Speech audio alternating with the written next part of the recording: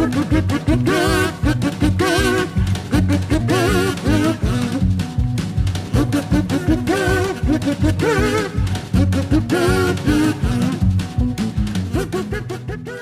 berkendara dengan Mitsubishi X-Force 2024. Ya, jadi akhirnya kami berkesempatan untuk berkendara dengan SUV yang sangat fenomenal di Indonesia ini. Dan sebelumnya kita juga sudah mengulas statis si Mitsubishi X-Force ini saat dia meluncur di Gias 2023 lalu ya. Dan akhirnya kita sekarang berkesempatan untuk berkendara dengan Mitsubishi X-Force ini, dan kita juga ingin berterima kasih kepada teman kami dari Auto Project. Jadi Auto Project itu adalah toko aksesoris yang paling lengkap pilihan aksesorisnya. Segala mobil kalian itu pasti ada pilihan aksesorisnya, dan mereka lagi mendevelop segala aksesoris dari Mitsubishi X-Force ini, mulai dari perintilan eksterior kayak trim-trim di cover spion, cover handle, terus di bagian mud flap, dan di bagian interior juga mereka sudah mendevelop phone holder, lalu juga ada trunk organizer dan tray organizer di bagian konsol tengah yang mereka masih develop. Jadi stay tune terus di sosmednya Auto Project, bisa kalian follow juga di Instagramnya di @autoproject, dan bisa kalian explore ya line up aksesoris mereka di segala online shop di Indonesia. Dan ini memberikan kami dua keuntungan sih. Jadi kami bisa mencoba mobil ini secara langsung gitu ya dari sisi konsumen. Dan yang kedua adalah karena kami tidak pinjam dari Mitsubishi, jadi kita bisa ngomong sejujur-jujurnya. Karena banyak banget yang ingin gue bahas dari mobil ini gitu ya. Jadi kita akan bahasnya tuh dari ujung depan sampai ujung belakang gitu ya, kalau dibilang dari ujung kuku ke ujung kuku gitu. Kita mulai dari bagian depannya dulu. Ya, emang si Mitsubishi X-Force ini tampilannya tuh gagah ya, jadi lumayan striking gitu kalau di jalan, apalagi dia juga nggak terlalu banyak ya di jalan, mungkin karena belum banyak yang pakai gitu ya, karena emang delivery-nya itu agak telat ya, bukan agak telat, telat banget ya. Dia launching di Gias, baru delivery di bulan November. Dan apa ya, dari bulan November sampai sekarang kita syuting ini di bulan Januari 2024, baru kehitung jari sih kayaknya gue pribadi lihat X-Force di jalan. Dan apa ya, kembali lagi ke tampilannya gitu ya, tampilannya emang striking dibandingin kompetitornya, karena ya dia kan yang paling terakhir keluar, jadi paling modern. Dan yang gue suka dari tampilan depan itu adalah lampunya yang bentuknya T-shape, walaupun ya agak-agak ngikutin Volvo gitu ya, tapi cahayanya bagus, outputnya tuh terang gitu ya, walaupun fog lampnya agak kurang terang, tapi ya it's okay lah, nggak kayak lampu bawaannya Expander facelift ya, masih kurang terang. Yang ini pol, terangnya pas, cut off-nya bagus, dan dia juga punya headlamp leveling, jadi kita bisa nurunin lampu biar nggak nyilauin. Lanjut lagi ke belakangnya, kita lihat ke balik kap mesinnya. Ya, kita langsung bahas mesin dan transmisi nih. Jadi, X-Force ini memiliki mesin dan transmisi yang sama seperti Mitsubishi Expander ya, yaitu mesin 1500 cc, 4 silinder, berkode 4A91, tenaganya pun sama, sekitar 104 PS, dan torsi 141 Nm. Transmisi juga cuma satu pilihan aja, otomatis berjenis CVT seperti Expander facelift ya. Dan rasanya sih jujur meh banget. Jadi apa ya, di Expander oke lah, dia mobil keluarga low MPV, cukup mesin segitu. Tapi di kelas ini ya, di kelas compact SUV ini, banyak kompetitor yang bisa memberikan lebih gitu. Ada yang pakai turbo, ada yang pakai turbo mesinnya gede lagi gitu ya, bukan yang 1500 cc doang, ada yang hybrid, ada yang EV. Jadi banyak banget permutasi di kelas ini gitu, banyak banget opsi yang bisa kalian pilih. Sedangkan di X-Force ini jujur mesinnya agak gimana ya ngomongnya ya, biasa banget gitu, nggak ada yang spesial. Oke, dia irit di rute dalam kota, masih gampang banget dapat 14 km per liter, dan untuk di rute tol kita berhasil mendapatkan 23 km per liter. Tapi ya that's it, tenaganya bisa dibilang nggak ada gitu ya. Maupun kita pindahin ke S atau pindahin ke low gitu ya, yang kita dapat tuh cuma gerungan doang, yang jujur masih lumayan masuk di kabin. Mirip sih kayak di expander gitu ya, karena gue juga udah pakai expander 5 tahun ya, suara mesinnya sama aja gitu. Dan transmisinya, dia menggunakan transmisi CVT yang sama seperti di expander facelift, dan rasanya cukup smooth, tapi kadang agak jerky ya. Jadi kalau kita lagi stop and go, terutama kita pakai brake hold gitu ya, kadang ada sensasi dikit banget.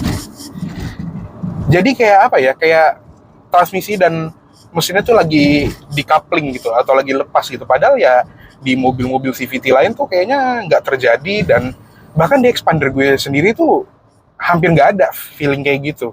Jadi kayak apa ya, kalau di D terus kita masukin ke N, kayak ada suara gitu loh, kayak agak jerky sedikit. Dan kadang di low gear suka agak apa ya, kalau lagi nanjak gitu. Kemarin kita coba ke puncak gitu ya, kita coba low gear di puncak pas, itu kayak ada suara kayak dia kayak nahan RPM tapi ngegantung gitu loh. Jadi nggak stabil.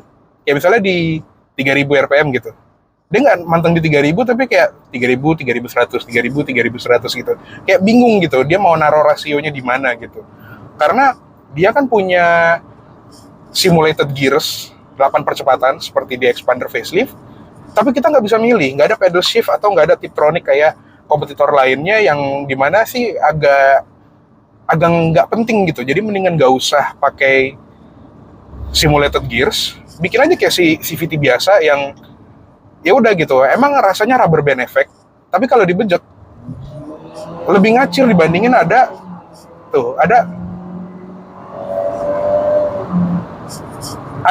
simulasi perpindahan gigi yang palsu gini. Itu sih malah bikin pelan ya. Kita coba di HRV, kita coba di Yaris Cross yang punya fitur ini juga, yang ada simulated gearsnya. Itu sebetulnya nggak berasa lebih kenceng, malah berasa lebih pelan. Lebih baik kita tahan kaki di nggak terlalu mentok. Pokoknya asal RPM-nya 6000 aja. Biarkan dia manteng di situ, itu akan lebih kenceng. Jadi jangan dibejek sampai full, sampai mentok gitu ya. Itu malah ngurangin efisiensi dari CVT itu sendiri. Walaupun emang CVT juga bukan untuk kebut-kebutan ya, dia lebih ke efisiensi bahan bakar ya, makanya tadi dia irit. Tapi larinya nggak ada. Lanjut lagi, kita mundur ke kabinnya. Ya, jadi kabinnya si X-Force ini lumayan striking juga, terutama di bagian dashboard ya. Di bagian interior kita mendapatkan efek kain gitu ya, bahan kain di bagian interior yang Jepang banget sih emang. Kayak ya contohnya Mazda CX-60 kan juga tipe Elite kan, itu dia pakai dashboard berbahan kain terang seperti ini ya. Sedangkan untuk di X-Force yang varian bawah itu dia malah pakai soft touch. Jadi cukup menambah nuansa terang gitu di bagian sini. Karena interiornya ini sebetulnya agak gelap ya, bisa dilihat nih. Ini kan plafonnya hitam ya. Itu gelap gitu. Ini bisa dilihat ya, muka gue juga jadi gelap gitu di kamera. Karena interior itu agak kecil dan nggak terlalu terang gitu dari luar. Karena kacanya juga gedenya nggak gede-gede banget. Kaca depan juga standar, dan visibilitas juga sebetulnya masih oke. Walaupun di pilarnya ini tebal banget sih, nggak kayak expander yang ada kaca kecil di bagian pilar A. Ini nggak ada. Kadang suka bikin blind spot aja sih di bagian sini. Untuk di pilar belakang juga cukup terang karena dia ada kayak kaca kecil di pilar D sana. Dan overall kabinnya sih baik, cuman gelap aja. Yang bikin parah karena dia nggak punya sunroof atau panoramic sunroof. Jadi sayang banget ya, karena di kelas ini tuh semuanya udah ngasih sunroof, semuanya udah ngasih panoramik. Ada yang bisa dibuka, ada yang nggak bisa dibuka. Seenggaknya kita bisa menikmati cahaya berlebih gitu di kabin. Kalau ini tuh bener-bener nggak ada. Jadi solusi gue sih mendingan dikasih plafon abu-abu aja kayak expander gitu.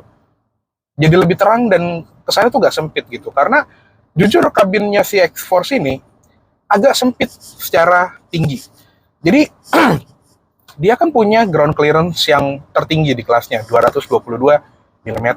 Oke, kalau misalnya kita tinggal di jalan yang nggak ada aspalnya gitu. Cuman ya pembeli ekspor ini kan banyak kan di kota-kota besar ya. Kayaknya nggak perlu ground clearance tinggi itu deh.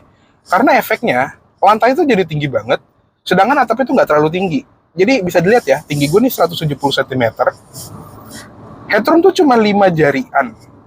Kalau di mobil lain itu bisa 6 atau 7 jari gitu, karena lantainya lebih rendah, kursinya bisa lebih turun, dan efeknya tuh jadi lebih lega.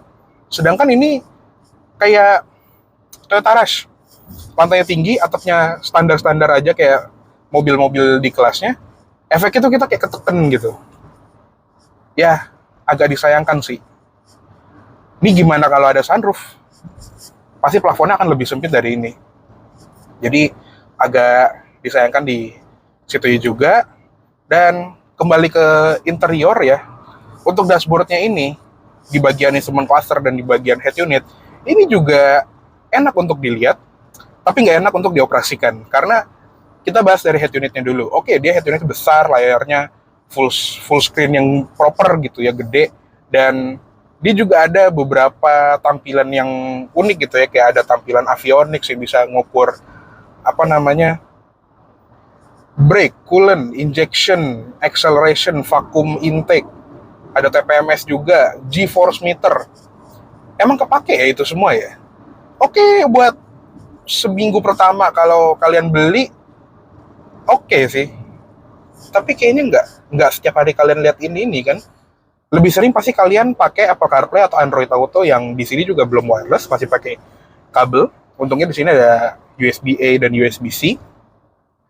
Dan apa ya, yang ngeselinnya itu adalah dia punya wallpaper yang ala-ala akuarium gitu, yang kalau dilihat tuh banyak ikan gitu ya, kayak minta dikuras setiap hari gitu.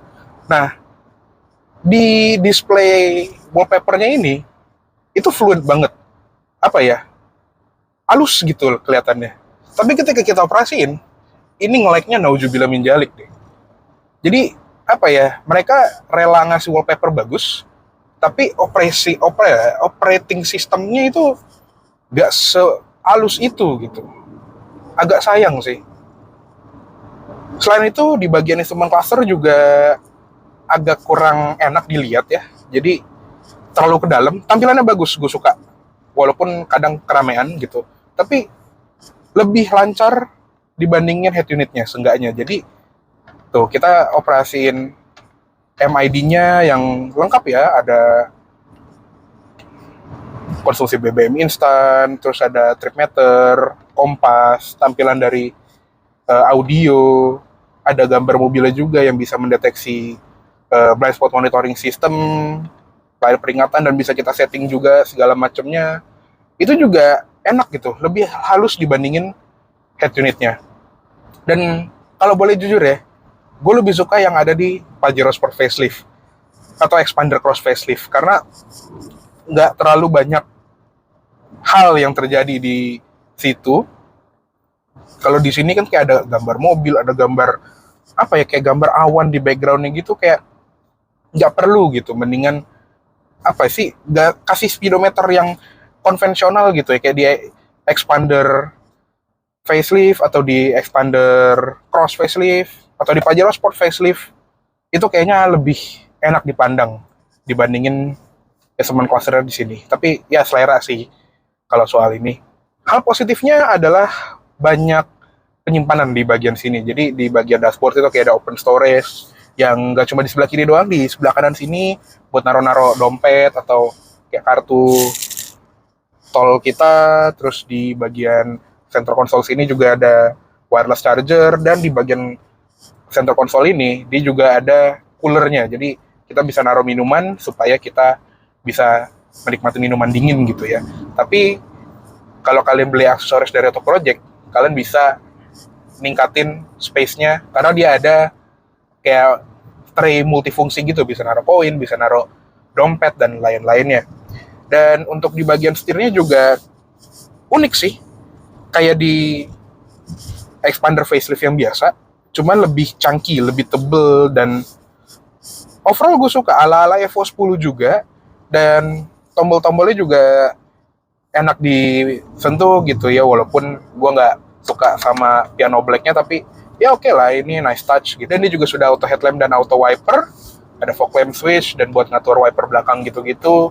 Cuma emang sayang nggak ada pedal shift. Tapi untuk respon setirnya, menurut gue ini bisa dibikin lebih baik lagi, karena kalau di apa ya, kita coba manuver gitu ya, ini lumayan banyak dead zone-nya gitu ya. Kayak apa ya, kadang mobil tuh nggak tahu gitu lagi lurus atau lagi miring gini. Tapi apa ya, buat daily sih ini enak. Tapi kalau kita lagi mudik gitu misalnya, terus kita ke jalan yang twisty, hampir nggak ada rasanya, kayak mati banget gitu. Padahal suspensi itu udah keras gitu, udah bukan firm ya, ngomongnya harsh, karena keras banget. Handlingnya tuh sebetulnya bisa lebih baik dibandingin yang sekarang. Ya mungkin karena tadi ground clearance-nya terlalu tinggi, jadinya center of gravity naik, mobil itu berasa limbung gitu, nggak semantep mobil-mobil di kelasnya yang punya ground clearance lebih rendah gitu. Sayang sih, andaikan dia bisa direndahin dikit aja ground clearance-nya, nggak perlu setinggi ini, kayaknya akan lebih asik untuk dikendarai. Nah, untuk di bagian center console ini juga cukup unik ya. Dia start button-nya tuh di bagian bawah sini, yang mungkin ala-ala Nissan GT-R gitu ya kan, karena Mitsubishi sama Nissan kan sekarang satu aliansi. Dan dia juga punya drive mode. Ada switch untuk mode berkendara yang dia ditaruh di sebelah kanan sini. Ada 4, ada normal, wet, gravel, dan mud. Apakah kepake? Enggak. Jadi di bagian wet, gravel, sama mud itu apa ya, buat apa juga. Atau dia juga front wheel drive, nggak all wheel drive. Traction controlnya juga oke lah, kalau misalnya kita lagi amit-amit ke Patar mungkin kepake, tapi most of the time kayaknya enggak. Lebih baik mending kasih eco, sport, sama hill descent control. Itu yang lebih kepake sih kalau buat gue. Dan karena drive mode ini ditaruh di kanan ya, mau nggak mau si electronic parking brake-nya dan brake hold itu taruh di sebelah kiri. Dan kenapa ya kalau ditaruh sebelah kiri tuh kayak ada perasaan ingin iseng gitu untuk narik ini, dan takutnya anak kecil juga narik si EPB-nya ini, karena anak kecil kan biasanya kepoan gitu ya. Mendingan drive mode-nya ditaruh sebelah kiri, EPB-nya sebelah kanan gitu, akan lebih baik. Dan jujur ya, kalau misalnya mau taruh di kanan semua pun ini masih muat banget. Dan di belakangnya juga ada 2 buah cup holder. Nggak jelas anjing.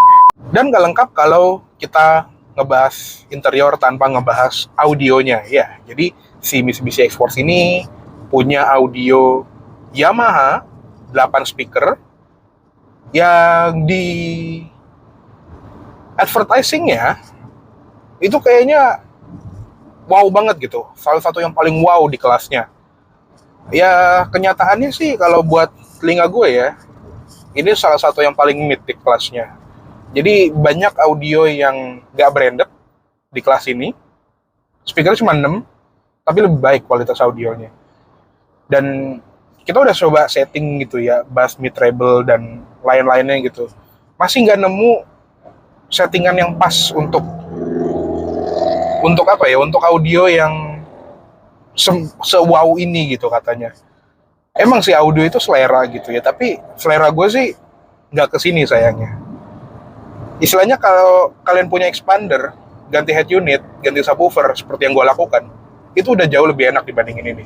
Asal setting yang bener, udah bisa jauh lebih enak dibandingin X-Force ini. Karena audio expander gue sendiri itu lebih enak, lebih apa ya istilahnya, staging itu lebih dapat gitu. Tapi emang gue pakai head unit aftermarket yang dimana itu juga lumayan banyak settingannya. Mendingan kasih audio lebih enak dibandingin fitur-fitur avionics yang kayak di head unitnya si X-Force ini.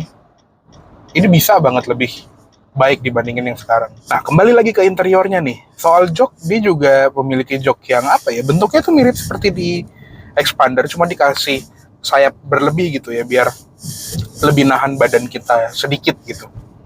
Nah, yang gue pengen improve adalah di bagian kainnya sih, karena dia kan pakai yang Mitsubishi itu bilang ada lapisan penolak panas di jok kulit ini.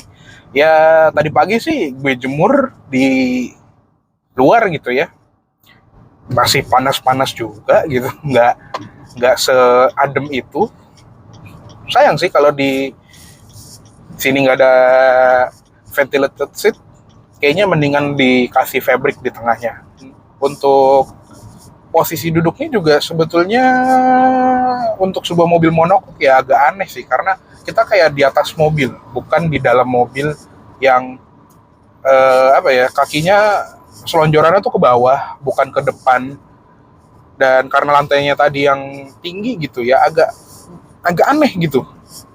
Dan kelihatan ke depan juga, gue ngerti sih, mereka bikin ini tinggi biar rasanya tuh commanding, rasanya tuh kayak kita naik SUV yang lebih besar dari ukuran aslinya. Ya kalau kayak gitu mendingan Black Pajero Sport aja nggak sih, yang bener-bener gede gitu. Ini agak unik rasanya. Unik dalam artian nggak baik ya. Ya gitu deh, aneh gitu. Dan posisi duduknya kita juga nggak dibikin lebih baik karena setirnya yang kurang center ke dada. Jadi mirip seperti Mercy lama yang kalau kita duduknya pas di tengah jok, setirnya tuh miring ke kiri. Jadi setirnya tuh lebih dekat ke tengah mobil. Efeknya apa? Setir di sebelah kiri, ini tangan sebelah kiri itu udah lurus, yang sebelah kanan itu miring. Ini nggak enak banget. Di Expander masih lebih lurus dibandingin di sini gitu. Dan kayak rasanya tuh kayak kita nyetir miring. Kalau mau lurus, badan kita harus miring kiri, ya tapi kita jadi miring kiri gitu. Gak enak aja. Oke, kabin depan selesai, kita pindah ke kabin belakang yang dimana dia lumayan lega ya. Jadi harus diakui kabinnya mirip-mirip seperti di HR-V gitu ya, leganya. Jadi kita nggak berasa sempit kayak di kelas-kelas ini, kan banyak ya yang sempit kayak Mazda CX-3 atau Chery Model 5 tuh lantainya tinggi banget, jadi agak kurang ergonomis. Tapi di X-Force ini cukup enak gitu, karena dia juga punya recline yang rebah sekali, jadi lebih bisa memungkinkan kita untuk tidur di belakang sini. Sayangnya, kemungkinan kita untuk tidur itu dirusak sama harshness dari mobil ini. Jadi suspensinya itu lebih keras dibandingin yang seharusnya kalau menurut gue. Jadi mobilnya tuh cukup untuk berlima, tapi kayak shocknya tuh lebih buat mobil 7-seater gitu, diibaratkan ya. Karena di Expander juga shock yang baru ya, yang semenjak facelift, itu juga kerasnya seperti ini. Tapi wajar, karena dia kan bodinya lebih panjang, dia bisa muat 7 orang plus barang. Of course dia butuh suspensi yang lebih keras. Dan ini istilahnya cuma pakai shock expander pindahin ke sini dengan bodi yang lebih kecil, wheelbase lebih pendek. Itu rasanya kayak dikocok-kocok banget sih. Jadi nggak nyaman gitu nih. Kita lagi di tol beton 90 km/jam, berasa mobilnya tuh agak-agak fidgety gitu tuh. Ya mungkin karena peleknya juga yang ring 18.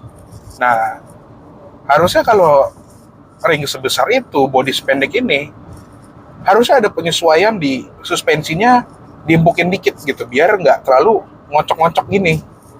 Ini berasa banget semua permukaan jalan gitu.